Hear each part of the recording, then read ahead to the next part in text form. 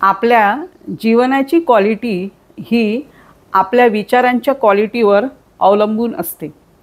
दिवसभरामध्ये आपल्या मनात अनेक विचार येत असतात आणि ही नैसर्गिक प्रोसेस आहे। आपण याला थांबवू शकत नाही। त्यापैकी काही चांगले विचार असतात तर काही फालतू विचार असतात। तर याबद्दलच्या ज्या 4 टिप्स आहेत ह्या आपण आजच्या व्हिडिओमध्ये जाणून घेणार आहोत।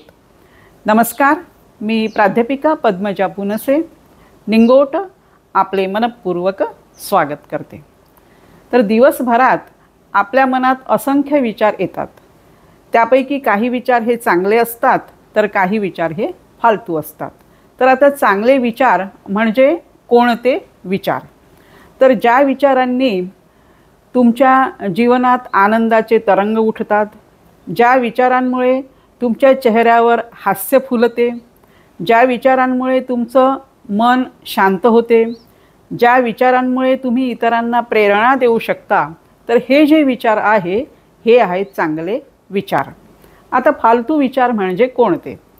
तर ज्यामुळे आपण घाबरून जातो, छातीमध्ये धडधड होते, भीती वाटायला लागते, नातेसंबंध खराब होतात, आजूबाजूचे आपले रिलेशन्स खराब होतात, तर असे जे विचार आपल्या मनात येतात हे आहे फालतू विचार।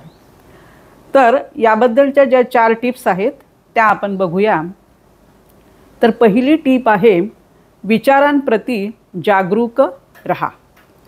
म्हणजे आपल्या मनात जे विचार येणार आहेत त्यामधून चांगल्या विचारांची निवड करा। कारण आपल्या मनात 2 प्रकारचे विचार येतात, सकारात्मक विचार आणि नकारात्मक विचार। पण त्यामधून कोणते विचार घ्यायचे हे सर्वस्वी याचा अधिकार फक्त आपल्यालाच असतो आणि आपल्याला कोणीही त्यापासून रोखू शकत नाही। म्हणून आपण ठरवायचं की आपल्याला कोणते विचार घ्यायचे आहेत।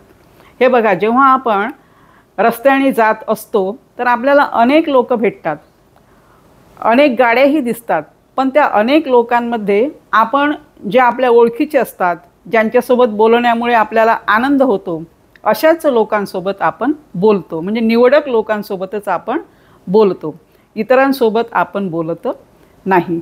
तर का? कारण आपल्याला चांगलं त्यामधून घ्यायचं असतं। म्हणून नेहमी सकारात्मक विचार आपण ठेवायचे।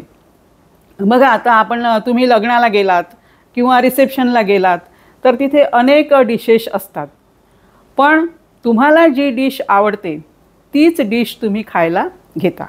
तसंच आपल्या विचारांचं आहे की आपल्या मनात दिवसभरामध्ये विचारांच्या अनेक डिशेस येतात, पण आपल्याला जी डिश आवडते त्याच डिशची आपण निवड करायला पाहिजे। म्हणजे विचारांप्रती जागरूक असायला पाहिजे। माझा जो मागचा व्हिडिओ आहे भगवान बुद्धांची 8 तत्वे, तर त्यामध्ये सुद्धा मी राईट माइंडफुलनेस म्हणजे योग्य जागरूकता, योग्य सजगता असं सांगितलेलं आहे। आणि म्हणून आपण विचारांप्रती हे जागरूक असायला पाहिजे। तर दुसरी टीप आहे विचारशून्य व्हा आणि विचारांना शुद्ध करा। आता विचारशून्य व्हायचं म्हणजे कसं की एकदम न्यूट्रल, निरागस बाळासारखं। आता निरागस बाळासारखं आपण कसं बनणार, विचारशून्य कसं होणार? तर त्यासाठी तुम्ही ध्यान करा। तुमची ज्या कोणत्या परमेश्वरावर तुमची श्रद्धा असेल किंवा कोणत्या शक्तीवर तुमची श्रद्धा असेल तर त्याचं 1 किंवा 2 मिनिट तुम्ही ध्यान करा, प्राणायाम करा, श्वासावर कंट्रोल ठेवा, उलटी गिनती करा, जसं 10, 9, 8 अशी गिनती करा। म्हणजे तुम्ही विचारशून्य बना। आणि विचारशून्य जर तुम्ही बनलात तर तुम्ही तुमचे विचार हे शुद्ध करू शकता। आणि जर तुमचे विचार शुद्ध झाले तर तुम्हाला दवाखान्यातील गोळ्या औषधां घेण्याचं काहीही काम राहणार नाही। आणि हे आपण करू शकतो। जसं आता बघा की पाऊस येत आहे, पण पावसाला आपण रोखू शकतो का? नाही। मग आपण काय करतो? छत्री घेतो। म्हणजे छत्रीमुळे आपण पावसाला रोखू शकतो। असं करायचं। एखादी गाडी असते, ती गाडी आपल्याला आधी बंद करावं लागते। म्हणजे ती गाडी समजा बंद पडली, इंजिन तिचं खराब झालं, तर आपण काय करतो की त्या गाडीला पूर्णतः बंद करतो आणि नंतर मग त्या गाडीचं इंजिन आपण दुरुस्त करतो. म्हणून विचार शून्य बनायचं, न्यूट्रल, आणि नंतर मग आपले विचार हे आपण शुद्ध करायचे. तिसरी टीप आहे, ध्येय वेडे बना. तुमच्या जीवनात कोणतं तुमचं ध्येय आहे त्यावर तुम्ही फोकस करा. तुमचा गोल काय आहे, तुम्हाला काय करायचं आहे. आणि मग काही लोक काय म्हणतात की आता आमचं काय राहिलं, आमचं तर सगळं झालेलंच आहे, आता काय, म्हणजे असं निराश वाक्य, नाराज वाक्य तुम्ही बोलू नका.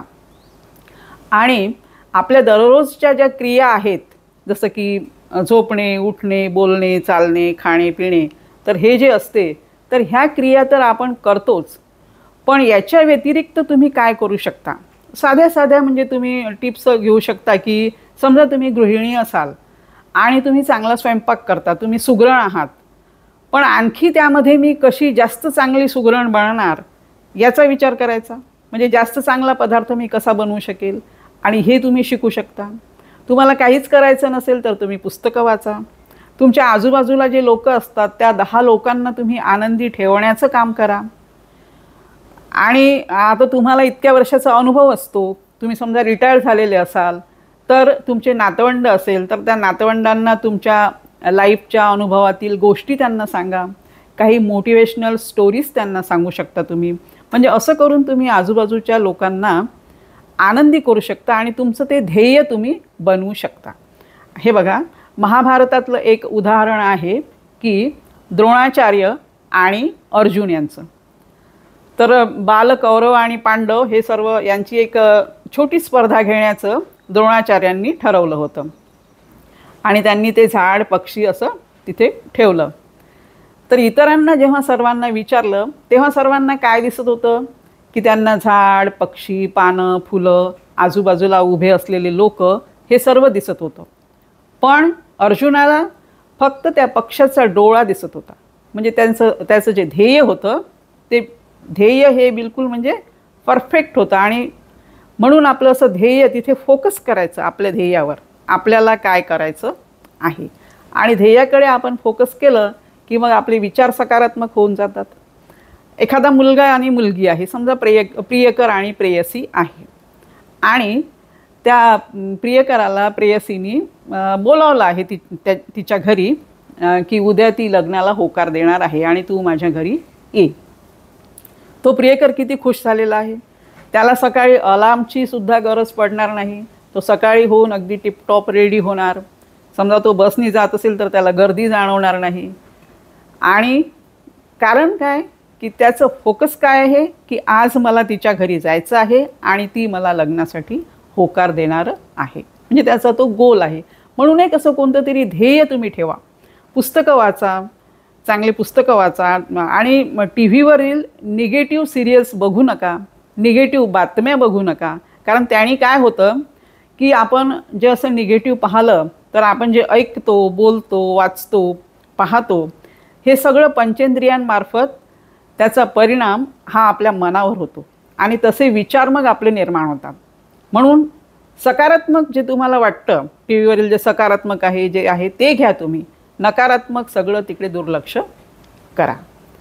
आणि चौथी टीप आहे की कोणत्याही घटनेप्रती तुम्ही जी प्रतिक्रिया देता तर ती प्रतिक्रिया ही सकारात्मक द्या. एखादी घटना घडलेली आहे तर वाव, व्हेरी नाईस, किंवा वा वा, किती छान, असं तुम्ही म्हणू शकता. एकदम तुम्ही म्हटलं की अरे बापरे, आता कसं होणार, यांचं कसं होणार, म्हणजे असं म्हटल्यामुळे काय होते की जी गंभीर घटना समजा असली तर ती आणखी गंभीर होते आणि त्याचा परिणाम हा जो बोलतो त्याच्यावरच होत असतो. म्हणून कोणतीही जे घटनेला तुम्हाला प्रतिसाद द्यायचा आहे तर तुम्ही सकारात्मक प्रतिसाद द्या. असा द्या की समोरच्या व्यक्तीला ते मोटिवेशन्स वाटलं पाहिजे, प्रेरणा वाटायला पाहिजे आणि समोरच्या व्यक्तीला तुमचा प्रतिसाद हा आवडला पाहिजे.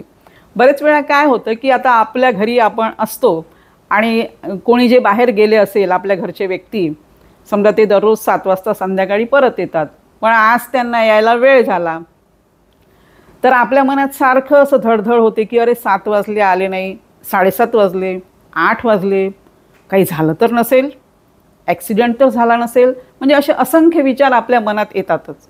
आपण त्याला काहीच करू शकत नाही, कारण ते विचार आहे आणि ते येणारच आहे. आणि मग आपण त्यांना फोन लावतो आणि फोन लावल्यानंतर समजा त्यांनी फोन उचलला नाही की मग आपल्याला राग येतो, म्हणजे संतापच येतो की माझा फोन नाही उचलला, असं कोणतं महत्त्वाचं काम आलं आणि 8, 8:30, 9 वाजले तरी घरी आला नाही, आली नाही, म्हणजे असं आपण त्यांना म्हणतो. आणि ती व्यक्ती घरी आल्याबरोबर आपण त्यांच्यावर मग राग काढतो.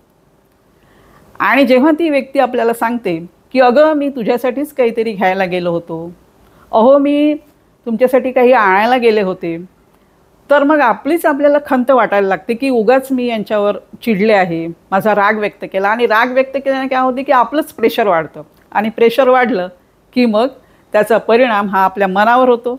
मग आपली झोप त्याने म्हणजे व्यवस्थित होत नाही.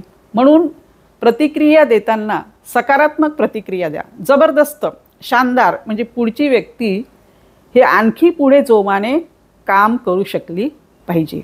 म्हणजेच आपल्या जीवनामध्ये जी आपली क्वालिटी असते आपल्या जीवनाची, जीवन जगण्याची, ही आपल्या विचारांच्या क्वालिटीवर अवलंबून असते. म्हणून अशा प्रकारच्या जर आपण ह्या टिप्स फॉलो केल्या तर आपल्या जीवनामध्ये आनंद निर्माण होतो. तर असेच हसत राहा, आनंदी रहा. पुन्हा भेटूया माहितीपूर्ण व्हिडिओसोबत.